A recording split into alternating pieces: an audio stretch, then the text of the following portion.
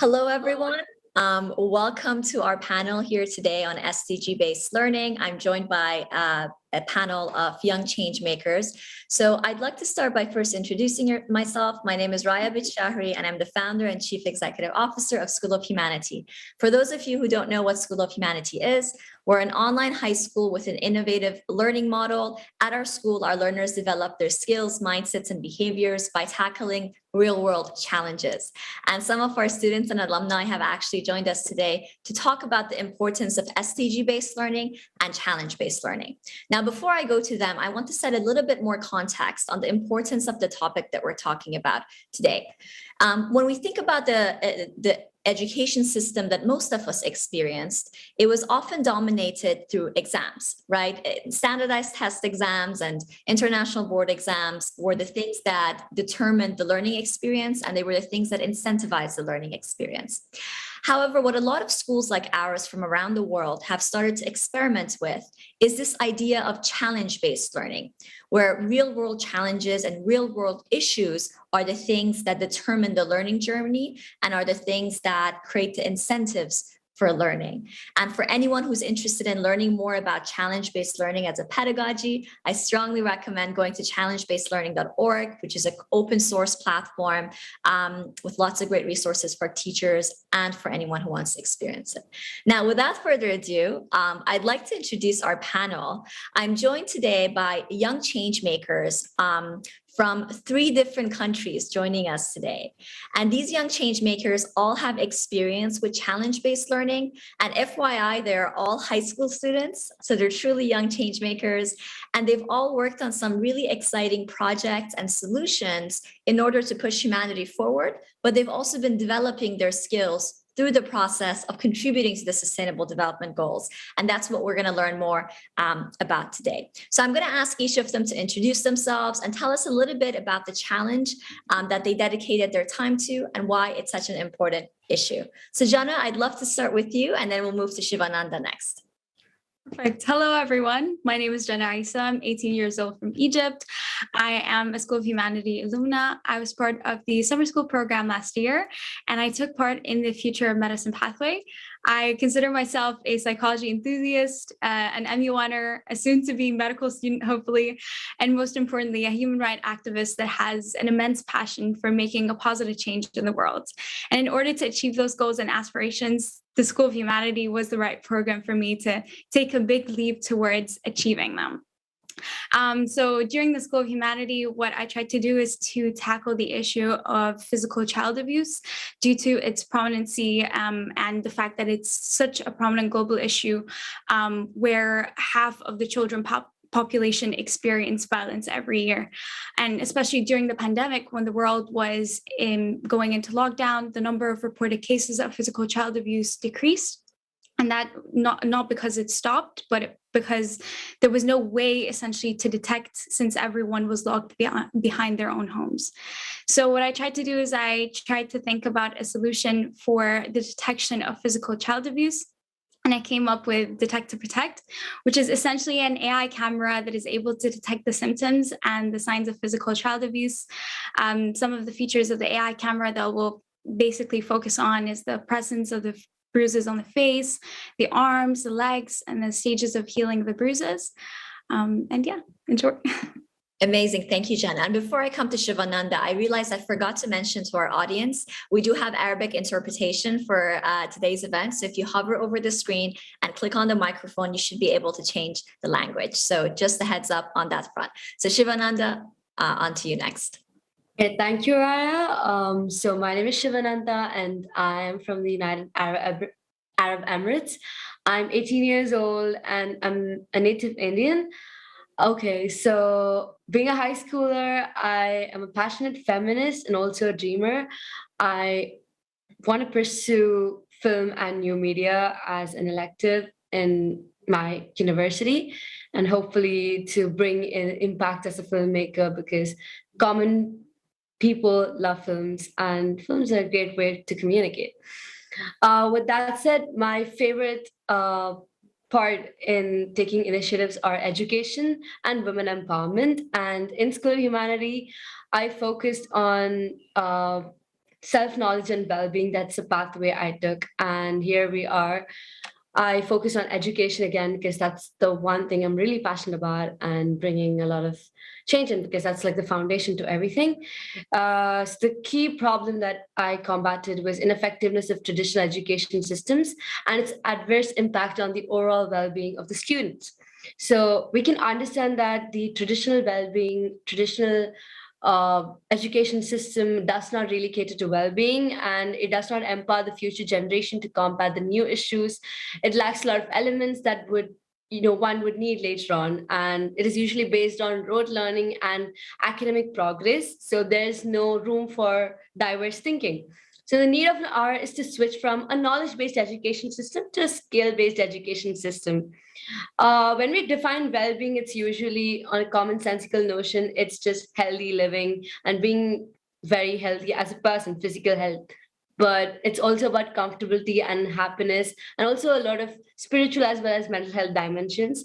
It's understood that more than 60% of all health issues are an outcome of mental health issues or psychological reactions. We can also identify a lot of students from the age of 15 to 19 are under stress and they go into depression and a lot of other problems like anxiety. 1 in 3 students are already bored of school. And this is why I came up with my solution, EduNova, an overall package to a better learning future. Wonderful. Thank you so much, Siva Nanda. Next, I'd love to invite Larissa from Brazil to share more about her journey in creating solutions around sustainable cities. Hi, everyone. My name is Larissa Moreira. I'm 18 years old and I'm from the west zone of Rio de Janeiro city in Brazil. And the path I'm following in School of Humanity is sustainable cities. And the main problem I would love to tackle is about the inequality, main focusing in exclusion of the poorest populations, specifically on my city. Mainly because while analyzing the problem in School of Humanity, I'm still in the program, so I'm still developing different skills and still looking deeper in the problem. So analyzing the problem, I could find out that a lot of the poorest people continue to be in this sad situation due to the exclusion of access to healthcare system, to education, and a lot of other basic rights that everyone should have.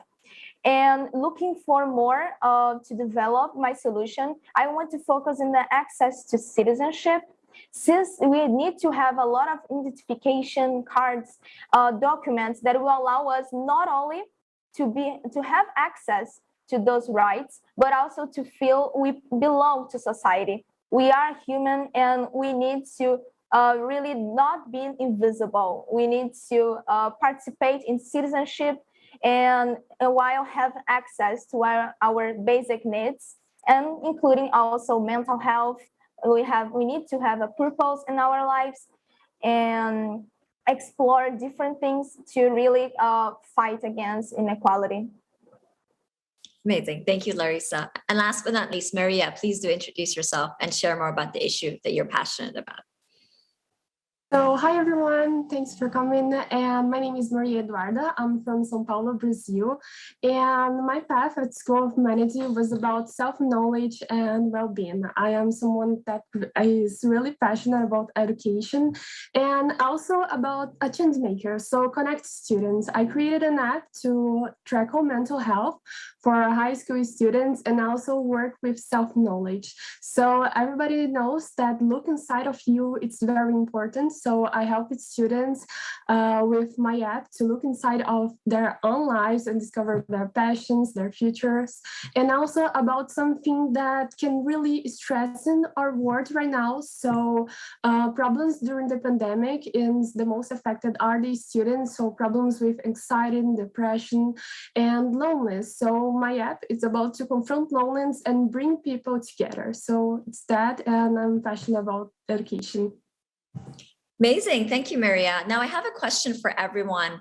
I'm going to start with Jana. I want to go a bit deeper into this concept of SDG-based learning or challenge-based learning.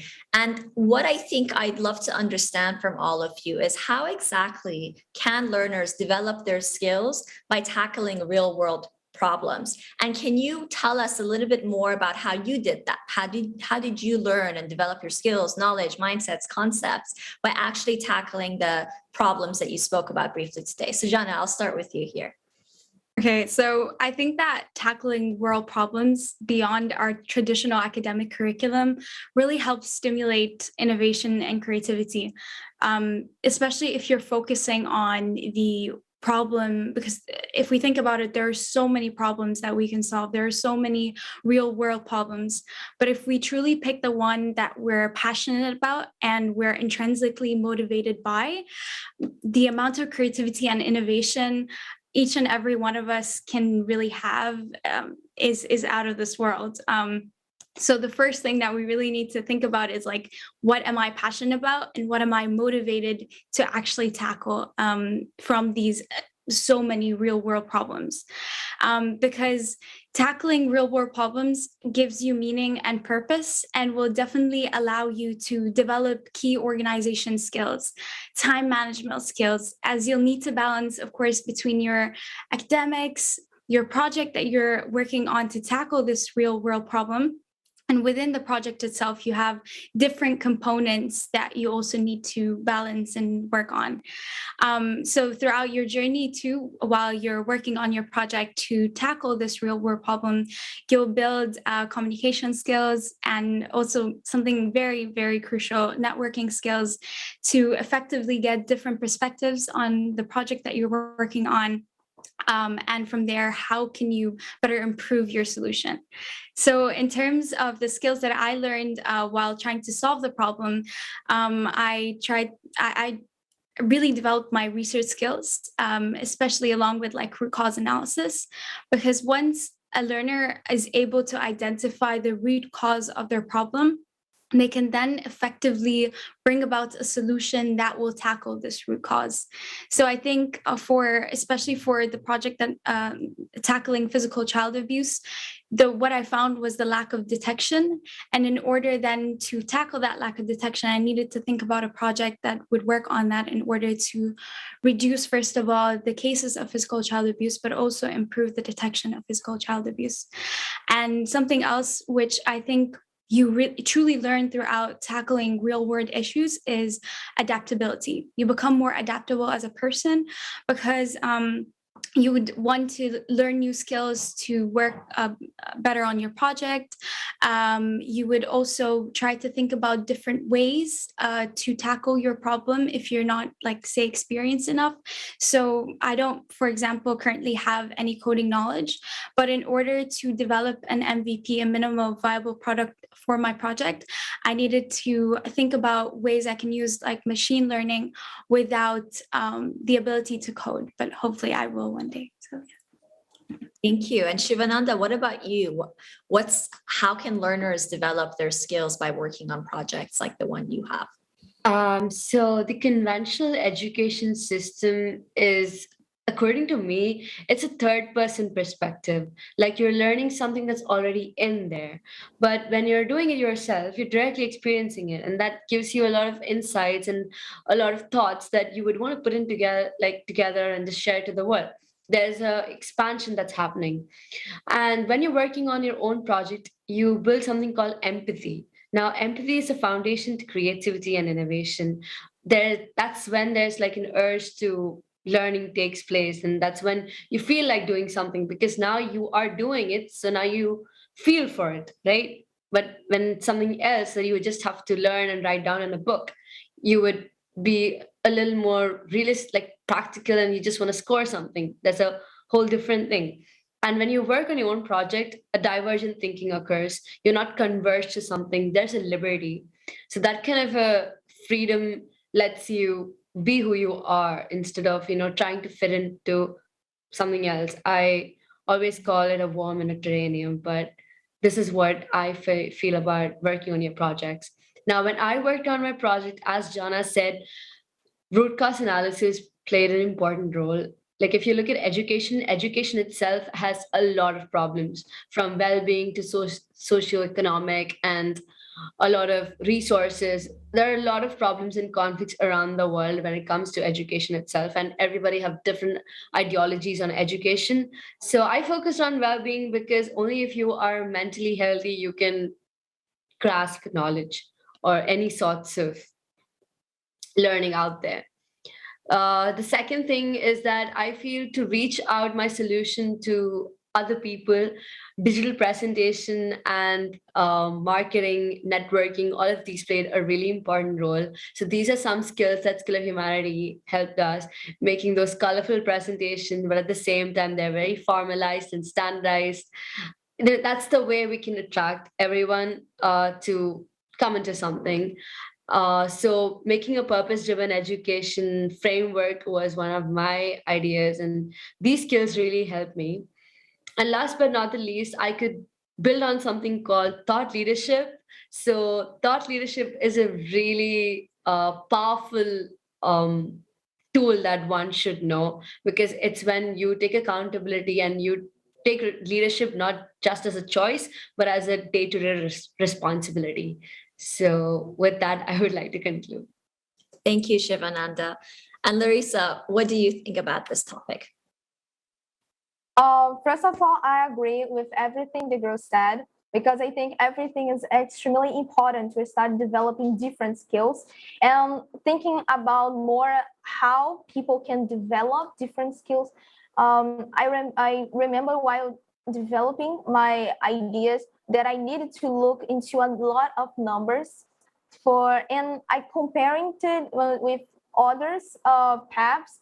Independent of the problem you are looking to solve, you need to look into numbers. You need to analyze numbers. So I think when you are looking at a lot of data, people start developing a lot of analysis and critical skills, independent of the problem you are aiming to solve.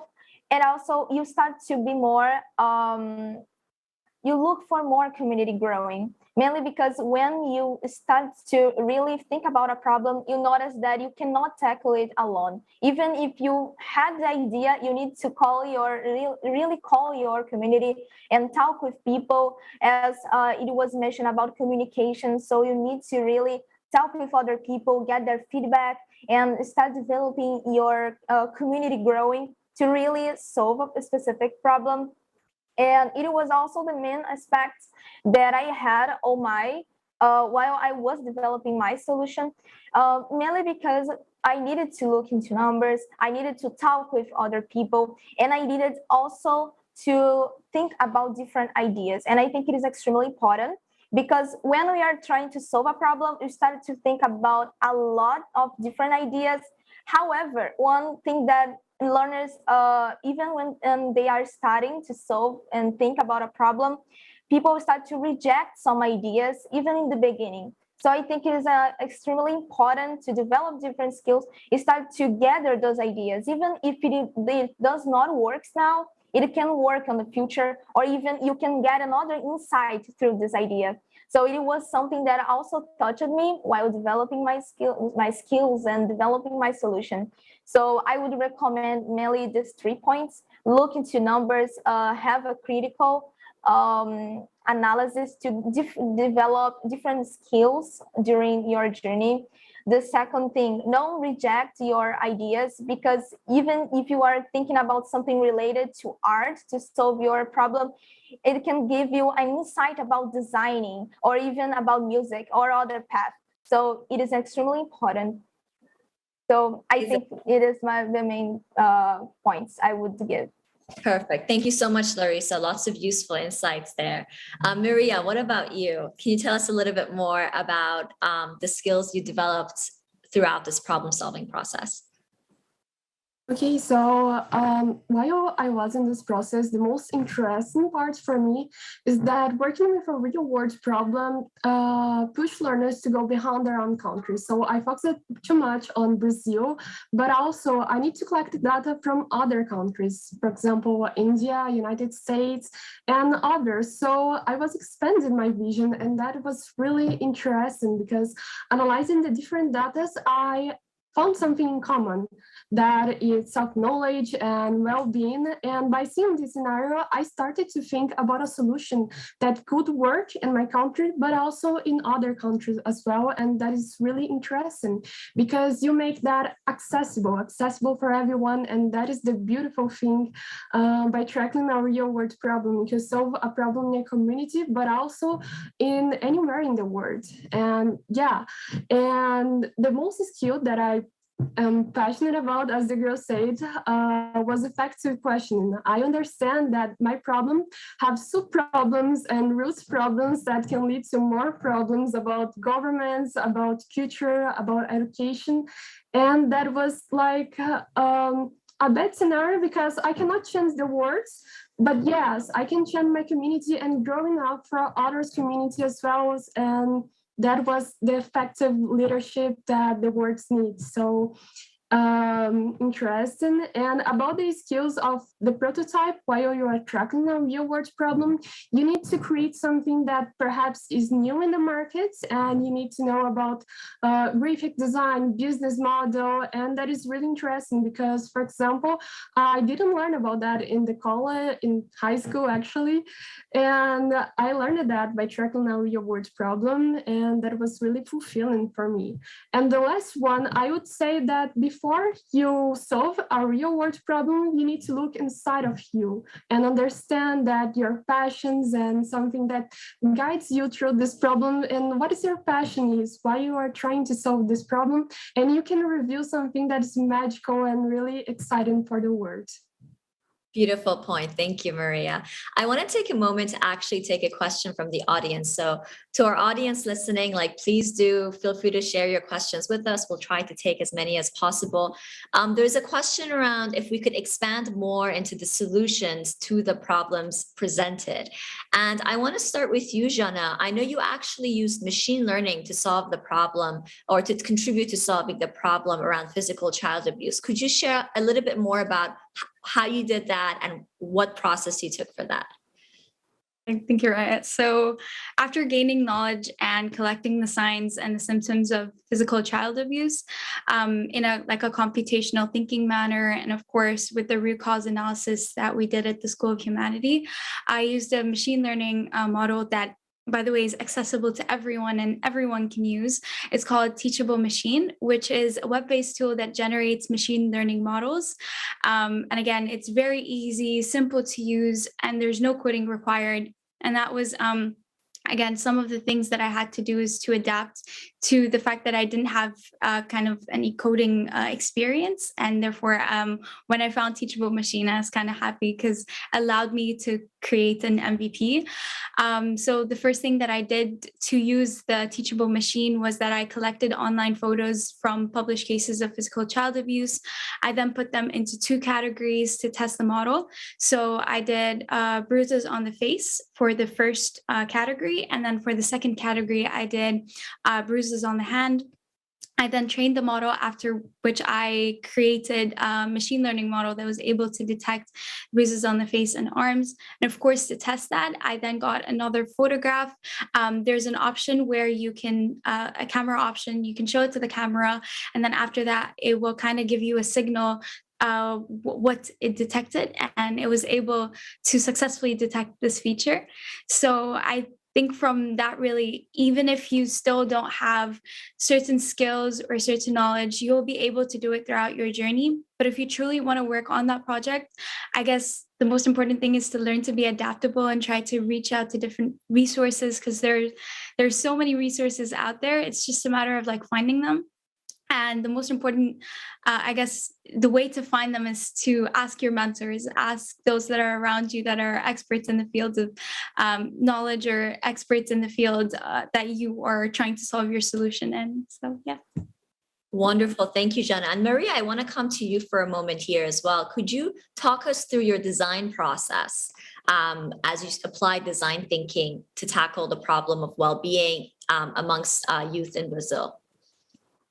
Okay, perfect. So my why in my project, why I was designing my app, was based on a personal experience. So I imagine me, the young Maria, passing through a pandemic and have a lot of doubts about self-knowledge and perhaps anxiety or depression, even though. And I was thinking, how can I support the young minds? How can I design that? And while I was developing my project, I had a lot of solutions. So I imagined like visual art exhibitions, like a platform, and then the app. I chose that because I was thinking about something available for low-income students and also for students that perhaps have money and also for those who don't have. So while I was designing my app, I had this goal that is to connect to students and help those students from all the backgrounds, not just only one. And to connect students, it's very important because perhaps someone could be passing through a hard moment and the app we're going to support them in mental health and self-care. So it was very interesting. And my process was mainly designed to use the app, but also quit the app and go outside, go to see your friends, go to explore things and have something that guides you, a passion that really excites you. And where do you look for this passion? So that shows a lot of opportunities. And also the design, I think, was really important, as Raya said, because the main process I had empathy. So empathy was very interesting because I talked with my friends, I talked with my mentors at School of Humanity, and I talked with my parents. I asked them questions, and the questions was really like questioning about that, and then I bring together all the solutions and connect them in only a prototype. Was that?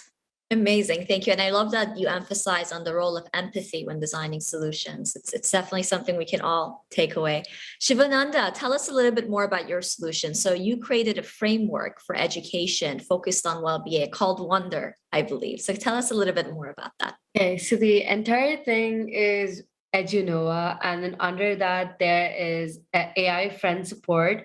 Then there's a social media platform where students can interact and communicate, and there's affirmations, worksheets, and all of that. Along with that, Wonder was the key highlight because it's a learning enhancement program, a learning skill enhancement program where the learner decides what to learn, how to learn, and why to learn. So the style, pattern, everything is decided by the learner. So it's very personalized. So it's always skill assessed and never grade based. And it gives a lot of priority to well-being as well as social studies that are relevant to a global citizen. Now, why I did this is because why this is really personal to me is not all students can adapt to the standard education system very much. There are students who have learning problems and they have to adapt themselves, and it takes a great toll on their mental health. And where there are gifted students who feel that the conventional education system is not sufficient and they get bored easily, they don't feel like they're growing, so the self-actualization is not taking place. This is why Wonder will be a really good way to kind of develop the education that everybody wants and everybody needs according to their own abilities, interest, passion. And this also works on the principle of empathy, as I mentioned before. And this is a completely purpose-driven education system. So there's a freedom given, and this liberty would drive them to create their own purpose and ideas in life. So that's the entire idea of creating Wonder, and I hope to implement it globally someday. Makes sense. And Larissa, I know you're in a different part of the journey. You're deep in analyzing the problem and you're about to embark upon designing the solution. And I'd love to go a bit deeper here. So when exploring the inequalities in Brazil, what did you identify as the root cause? So I think the root cause, we have different aspects. that affects the exclusion of the poorest people in Brazil. And it includes even historical aspects and also technological aspects, educational aspects. But I really want to focus mainly on civic participation, mainly because the civic participation includes the representation of vulnerable populations in the government of Brazil, and also includes the access to assistance, financial aid for those people, and also access to other rights of them. And the main root causes that I found to this lack of citizen civic participation is, first of all, the lack of access to documents, ID card. For example, we have 3 million people in Brazil who have no access to a birth registration, for example. And it is the basic documents for you to be considered visible. Those people are excluded from different rights. And looking deeper, even deeper on this situation, why they don't have access to a formal education, formal employment, for example, I can find the lack of information, the lack of data from those people. Because as we don't have, they don't have access to internet, for example, we cannot make a survey online to have those information. So it is extremely hard to access those people, and also the disbelief in future change. Since a lot of people who are going to be homeless people, for example, hardly they will return to their previous life, or even easily get a job, access to education, and have access to literacy. So the main causes of this inequality and of this exclusion is mainly the lack of data, right? The weak data collection, the lack of information from those people, and also the disbelief in future change. Great. Thank you, Larissa. I do want to take another question from the audience. For anyone that wants to take this on from our panel, please feel free to go for it. So the question we have here is, how do you raise the percentage of creative students in the world? So how do we increase creativity amongst our students? Sorry, can I answer this question? Go for it, Larissa. Go for it. Okay, I was thinking a lot, what could make me really develop different skills and really believe in my crazy ideas for solving different problems and really expand my creativity? I believe that trusting on people, really trusting on those ideas, even if I'm here and I'm thinking about something, how to use the media to change poverty, for example, and I have a crazy idea to do it. And if there are people who believe in me, I feel less pressure to really go beyond and really relate to other crazy things that can really change the world. So I would say that when we trust on people on our community, mainly young people, trusting on young people, I think it is extremely powerful to really grow our community and really motivate people to be more creative and explore more their opinions and ideas, insights, and etc. Excellent point. I think we don't empower youth enough or trust the fact that they have the competencies to execute their vision and idea. And something as simple as that can increase creativity in our world. Wonderful. There's another question here to all four of you from an audience member, and it's a multi-layered question. They say, this person says, first question, what made you think of this idea and work on it? And second one, what motivated you to keep going? And third, what was the support that you received? So whoever would like to go first, answer a part of the entirety of this question, please feel free to go for it. Okay, Yeah, all right, sure, go ahead. Go ahead, good one, go ahead. Okay, so I have an interesting history because my app was mainly based on a personal experience that I had in School of Humanities. So I had an inspiring workshop about superpowers. And in this workshop, we were thinking about what superpower do we have? Like, we are humans, we don't have superpowers, but perhaps so. And I was thinking about something that could guide us to discover our superpowers. So experience, what kind of experience do we have? And in a perspective of Brazilian students, here in Brazil, we don't have a lot of experience, extracurriculars, and something to guide us through our passions. And I was a bit worried about that. And I found this idea to create an app that could accomplish all the experience, all the type of arts, technology, and creativity experience that we, like students, can discover through our high school experience and help them to truly discover their superpowers. So it was an interesting research that connected all that I most loved, like education, design, and passion for our own experience. Was that? Amazing. Thank you, Maria. And Siva Nanda, please go for it. We'd love to hear from you as well. Thank you, Raya. So the first and foremost thing, what gave me this idea is that we've all been advocating for education around the world for each child since a really long time, since ever I can remember, whether it's in Model UNs, whether it's in other platforms. The thrive for education is everywhere. But I had this one thing, like when you give someone something, you have to give the best of it. And that gave me the idea to give the best education for all, but at the fingertips, like, when there's internet access and everybody can access it for free and they can develop on their own. So that's what gave me the idea of EduNova. And main thing is that School of Humanity inspired me to do it because the learning style in SOH is just wonderful. Just wanted to replicate something or nevertheless and add in my own inputs for everyone around the globe, because of course we cannot be like accessible to everyone from, this is a really small space, close-knit community. I thought maybe something virtually could be done and this could connect everyone around the globe. And what kept me going for this is nothing but I am a person who has learning struggles on my own. So it's kind of easy for me to relate to other people as well.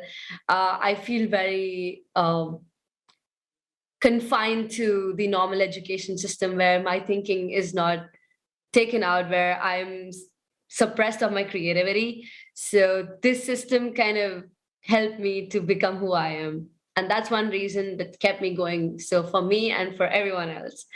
And the last but not the least, what kind of support I received? Definitely starting from Raya to my mentor, Kata. I love them both. Both of them supported me a lot. And actually, I worked on this project with Jana as well. Unfortunately, she couldn't be here because she's not 18 yet. But yeah, so Jana and I worked on this. So that teamwork is an integral part of this project. And of course, my parents played an integral role as well. My mother inspires me a lot every day. So kudos to her too. Wonderful. Larissa, what about you? So for the first question, what made me think about this idea was mainly analyzing the problems in my community, because it seems kind of funny, but if you look into my city, I live in a big city, and the problems that are on the center of the city are not the problems that need to be addressed on my zone in the city. So I needed to really analyze what was the main problem on my local and on my place with where I live. And I really looked to numbers, really to analyze and understand what was the main needs of my city now. And thinking about what gave me like the idea to really look for it, I would say more personal experience. I know that I know people who were excluded from have assistance, the access to education. I know I have people on my family who are not literated. So I think it is hard because people feel invisible. People feel excluded. They feel they cannot do other things because they don't even are on society. They feel they are in another society, but not the main one. And it was something that motivated me to really go for it and work on this idea. But also what motivated me more personally was also talking with friends and looking into other solutions. I've heard about the solutions of all the panelists here, and I can say that you inspired me a lot to really motivate and see that I can do big things. And I think it is an important aspect, or really people trusting on me. I had this embracement of School of Humanity. People really, mainly Raya, my mentor, Kata, and all the students who really believed on me and trusted on me to really keep going to this problem, even if it is a big problem in my country. For example, I felt I was in a secret place to really expand my ideas and say that I'm not kind of crazy for start doing this, but they trusted on me. And what support I received was mainly from the School of Humanity, where I could really say that I love creating solutions and which problem I really would love to address. So I also received a lot of support from Maria, who is here also. She inspired me a lot to really go in School of Humanity, participate, and connect with other students. I feel it is extremely important. But also my family, my friends, and my community also, even people who do not know, don't talk with me, people who I haven't heard about or even have a connection with. People started to talk with me and said that they were inspired by me and I was inspired by them. And I feel it is extremely supportive coming to a community. Amazing. And that actually answers another question we have from the audience around how you're inspiring your community. And I think that's an excellent example of that. Jana, I'd love to hear from you on this one too, about especially what keeps you motivated. And I know that you've delivered keynote addresses around the importance of intrinsic motivation. So could you share a little bit more about that too? Yeah, so basically when I was preparing for my keynote speech for an event back in December, I was searching more about motivation. And I found a study which showed that they basically had artists, and they gave they told half of the artists to paint the same pieces, some of which were told that they were going to pay for those pieces, and the other half, they told them that basically there wasn't any form of like money behind it. It was solely from their passion and them expressing what they loved, which is art. And they basically gave it to the audience, and the audience rated what kind of pieces they liked the most, without knowing which pieces were paid and which pieces weren't. And they found the pieces that had no money behind it were actually rated better than those that had money as kind of an incentive for it, which shows the power of intrinsic motivation. If we do the things we love, if we do the things that we're passionate about without thinking about the intrinsic motivation behind it, we are more likely to do things 100 times better, and really just show our fullest potential. And so if anything, I do recommend that if anyone truly wants to solve or tackle a problem or do the thing that they're passionate about, is that they seek something that motivates them. But I think Kata said something important at the School of Humanity, is that you're going to want to try to find your ikigai. You want to meet your purpose, you want to meet what motivates you, but you also want to do something that will allow you to continue in terms of finance-wise. So something that basically covers everything, and in the middle you'll be able to find your ikigai. Beautiful. Thank you for sharing that. I see that there's a question for me actually, so I'm going to read out the question and then do my best to answer it. So the question is, in the short term and in the short and long term, we see that the role of not-for-profit organizations has a primary role in areas of development. Is there a government vision to support these initiatives within laws and legislation that facilitate the creative work of knowledge for sustainable development? I think this is an excellent question. I mean, there is and there isn't. So it's a multifaceted question. So when it comes to challenge-based learning and SDG-based learning in education, I do think there's a lot of excellent examples of the region taking initiative from a legislative perspective. So, for example, in the United Arab Emirates, we see that the Knowledge and Human Development Authority, which oversees all of the private schools and universities, especially in Dubai, actually has taken initiative to include things like entrepreneurship and future skills into the school inspection framework. So when they go into schools and inspect whether or not the school is meeting certain standards, they do look for initiatives like this. And so they do an excellent job with that. And of course, we have all kinds of government-backed organizations like the Mohammed bin Rashid Foundation that are pioneering in this space, especially in the region. What I think we need to see more of all around the world is the shift away from things like this being extracurricular towards moving into the very core of the school curriculum. And that means completely reimagining our high school education system. We cannot make challenge-based learning the norm of the day-to-day life of a student without moving away from subject-based learning towards interdisciplinary learning, right? Because challenges are by nature interdisciplinary. That also means we have to reimagine how we assess learning, because we have to assess skills and mindsets and concepts rather than memorization of knowledge.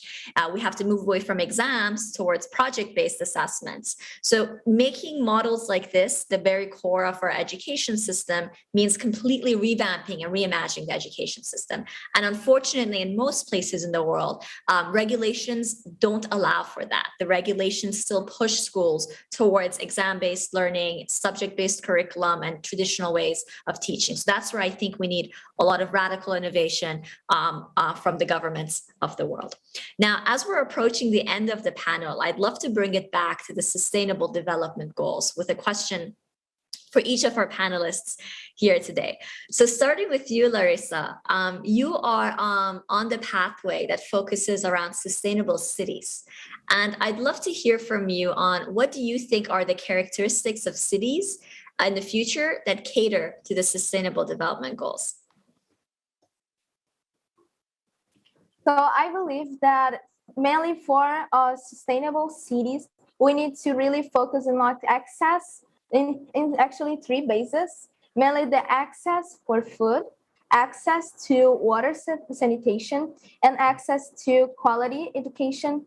These are the main basic needs of every person, and there needs the more focus now to really make the cities of the future sustainable cities. Now, however, I really want to bring another aspect is that we need to keep a sustainable cycle. We are not able to just introduce some aspects and not keeping this sustainable cycle. And to really keep going and just to be better each year more, we need to really engage our community, understand that we are a humanity. We are a group of people that need to work together into really reaching a sustainable city. So looking for not only individual actions, but also look to really engage the whole community on changing their communities and even changing the world. So engaging those people to keep sustainable relations with other people, being extremely empathetic, respectful with other people, and also motivating other people to look their purpose in life is extremely important, mainly to tackle world problems. Since we relate our life purpose, as was mentioned about the ikigai, we relate our personal purpose to changing the world, what we can do to change the world. So I think it is an extremely important aspect of sustainable cities. Great, thank you, Larissa. Siva Nanda, you acutely mentioned that education sits at the core of most, if not all, challenges. So how exactly can education play a role in contributing to the Sustainable Development Goals? So if you look at it, education is the base to all the other institutions of the society. Let's say it's a cycle. Now, education prepares one for a future job, and the economy is run on it. And finally, it is again invested back to education. So, which is a clear indication that education remains a fundamental to all the other forms of development. Now, this kind of shows that education has a major role in socioeconomic development, which is one of the main sustainable development goals. And therefore, goal for quality education becomes the heart of all the other 16 SDGs, from gender equality to poverty to hunger and to clean environment or even sustainable cities. All of these are kind of related to education, because if there's no good education, all of these um, SDGs wouldn't meet their own requirements, because this lays the path for it. It brings young students and young minds together to tackle these global competencies. This is why education has a significant role, and this is the root problem. We have to challenge and combat this problem right Yeah. now. Completely agree. Jana, you are passionate about medicine, and we'd love to hear what your vision is for the future of medicine and mental health care as well for society. Such a big vision. I mean, if we look at the Sustainable Development Goal number 3, it's essentially good health and well-being. And I believe that we can only accomplish this if we start as a global society to distribute our healthcare resources equitably according to the needs of the region and the prevalent healthcare issues. Because every region around the world, there are different diseases that are more prevalent than others in different areas. And I've always had this vision of a global healthcare system. Why can't we have one uniform healthcare system with, speaking out loud, like equity, where NGOs and governmental organizations can work together to really distribute out resources, so that no country, no region, and no human being should have limited access to healthcare, or should die, or should stay in pain because of limited resources within their area. And I think, similar to education, there are some countries and there are certain regions which have a lot of access to technology and a lot of access to resources, while others don't. And therefore, this creates a form of inequality. So we can see there are some healthcare systems that are thriving, but other healthcare systems, unfortunately, are not. It's to bring this vision of a healthcare system, we truly need to implement technology. And again, because there isn't an equal distribution of technology, there isn't an equality in the healthcare system. So in short, my vision is that we should create a healthcare system based on collaboration and based on benefiting each other from the resources and the expertise that we have for the overall betterment of humanity. Wonderful. Thank you, Jana. Maria, how do you think design thinking can help contribute to the Sustainable Development Goals? So, interesting question. And in my experience, when I was designing my app, I had the step-by-step how to design a successful app for maybe tackling a real-world problem. And was definitely the first step was empathy. And it was something really interesting, because you need to put in the skin of many students, not only in Brazil, but also worldwide, that love to learn, but some of them hated tests. And I had a conclusion about that. I had a conclusion that all children and all teenagers love to learn. They are creative and we want to change the world.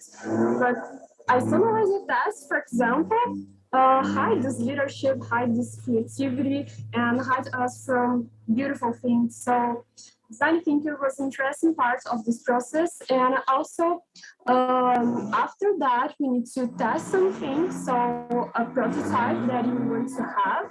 And was interesting because you have a lot of ideas and you need to select among all of that on one. And this one needs to be very special, unique, and beautiful. And you also need to get feedbacks from other people. So all the solutions here was passed through this process and had an effectiveness of that. So get feedbacks, have empathy, have a prototype, and continue in progress. Because when I created this app, I was not happy enough because I needed to redesign several times because I want to have something really special and interesting. So redesign is interesting point of design thinking, and absolutely to tackle a real world problem, to create a project with the SDGs, it's really important to have design thinking in the whole process and have something really successful for the world and for the humanity. Amazing. Thank you, Maria. And I think you gave us a lot of practical steps as well to put into action the next time we're solving a problem relating to Sustainable Development Goals. We only have about a little bit over 5 minutes left. And one of the final questions I had for everyone is, I think the audience has a lot to learn from all of you, and other young minds have a lot to learn from all of you. So what are your suggestions to other students, young minds, or even change makers, or anyone that wants to become a global change maker? Where should they start? Siva Nanda, would you like to go first? All right. Start from your own room, from your own home, and to your community. We all procrastinate a lot. So if you have a lot of ideas and you just decide to stay in bed, that's not going to work. So if you get up and write down on a paper, well, that's the first step. So here you go. Congratulations. Then you can work in your own home. Let's say you are supporting of gender equality and there's something unequal going on in your house, so you can stand up for yourself and for your family members and correct them politely. Well, that's the second step. Anti-community, connect, share ideas and expand. I think expanding on ideas and sharing your thoughts as well as receiving them are a great way to learn, because I'm a great fan of perspectives. So everybody should be open to perspectives. And second thing is balance. Maintain a balance. Balance is everything. So you can get a little overwhelmed sometimes, and that's okay. But make sure that you have a right balance between emotions and practicality and reality, and of course, the need of the hour. So all of these things would help you. And last but not the least, reflect and change. Reflect on one thing at a time and change, instead of being jack of too many trades. Start with one, take it step by step. It'll always help. So small steps to big changes. Wise words. Thank you, Shivananda. Jana, what about you? What's your advice to other aspiring global change makers?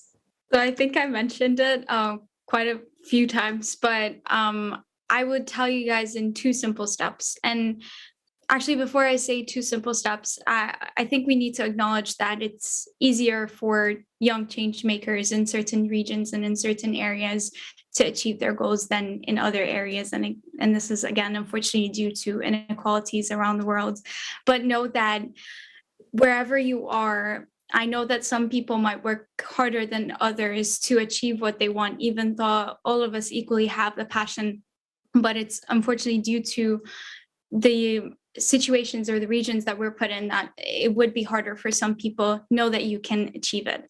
And the 2 simple steps is that, first of all, know what motivates you and what makes you feel alive. Because if you're alive and you're truly passionate about what you want to do, you'll keep on going. And it's easy said than done. And when you're in it, you kind of need that constant reminder: what motivates me? What am I working this for? But maybe have a constant reminder in front of you. It's always good. Like, I have a whole picture of the UN in front of me. That's kind of a reminder. And step number 2 is start working towards your goal. And that would be by networking, reaching out to all the opportunities that surround you. And then again, it's easier for others because they're surrounded by more opportunities than others, but you got this. I know you can. And I think that networking is essential because it allows you then to find your mentors that will guide you, allow you to find other students that will help you, and find the opportunities to really develop your ideas and pitch it and be, the change maker. Great. Thank you, Jana. Thank you for acknowledging the inequities of our world. I think that's a really important acknowledgement that we all need to make. Larissa, what do you think? What advice do you have to other aspiring change makers? I would give for sure the advice of when you are starting there are a lot of ideas, there are a lot of motivation, because if you started, you had an insight, you had a point that you started. And really keep reminding you from this point, from this motivation, because it was the moment that you notice that you can be a global change maker. Even if you are here and you are inspired by us, or even by Raya, or even you have been inspired by other people, get this inspiration to really think about you, because it is not that they are there and I cannot be there. Yeah, you can be everywhere you want, really. Everybody start from a point and use this motivation to really get into solving a problem. And the other quick tip that I would give is really reflect, because when we start, we don't actually know what type of problem would we love to really tackle and solve and work on this. So I would probably give you the advice of imagine the perfect world for you, or even the perfect city for you. Imagine how would be the universe you would like to have, even if it would be 1,000 years from now. Imagine how it would be, how you want it to be. And you can analyze it from also relating to what we have now. And then you can discover different problems. You can discover even problems that we don't notice, we are not aware about. Because we have the sustainable development goals that are extremely helpful for you to have a lot of insights about working on your problem, but you also can work on discovering problems that people are not aware about. And you can really develop this and get into this to make something innovative or even change the world. It is the advice that I give. Thank you, Larissa. Thank you. And last but not least, Maria, what advice would you give? So absolutely, I would start by self-knowledge. Self-knowledge is so important. So my piece of advice would be, you need to find something that is so exciting to you, that you love, perhaps a passion or a hobby, that you can waste so much time doing it without truly realizing that you're actually doing it. It's interesting. A real example, for example, I have a friend that liked too much arts, and he imagined that arts could change the world, because it's arts, it's not science, for example. But these friends started an initiative to help students with their self-esteem through drawings, through simple drawings. And these friends are now conducting several workshops around the world, helping students with their self-esteem and self-care. So he's changed the world, he's changed the young mental health, and also something is very special because he's doing that through his passion, that is art. And it's really exciting for me to see that. So you need to find something, you need to find your passion, and don't believe that your passion is not enough for somebody, because it's your passion. You need to go for it. And it's very hard to go for it because the world can tell you, oh, it's not like a big passion, you should quit your passion. But no, I believe you should go for it and put your energy in that, because you have like the power. I believe everyone have the power to change the world, and you need to start. So yes, start right now. Perfect. Thank you, Maria. So much wisdom from our panel today. So we've come to the end of the session. Thank you for our amazing audience for listening up to this point. There is a question in the chat around how you can be in touch with all of the speakers. I know all of us are on LinkedIn, and I would imagine that's the easiest way for everyone to connect with us and to connect potentially with School of Humanity. As Larissa was talking about imagining this future for the world, I was reminded of a quote from His Highness that I thought we could end the panel discussion on. So the quote is from His Highness Sheikh Mohammed bin Rashid Al Maktoum, and he says that the future belongs to those who can imagine it, design it, and execute it. It's not something you await, but something you create. So we can, I think, end on that note. Thank you once again to the Knowledge Summit and Mohammed bin Rashid Foundation for hosting us and having us, and to our amazing, inspiring young change makers for truly motivating us to continue to contribute to the Sustainable Development Goals. Thank you.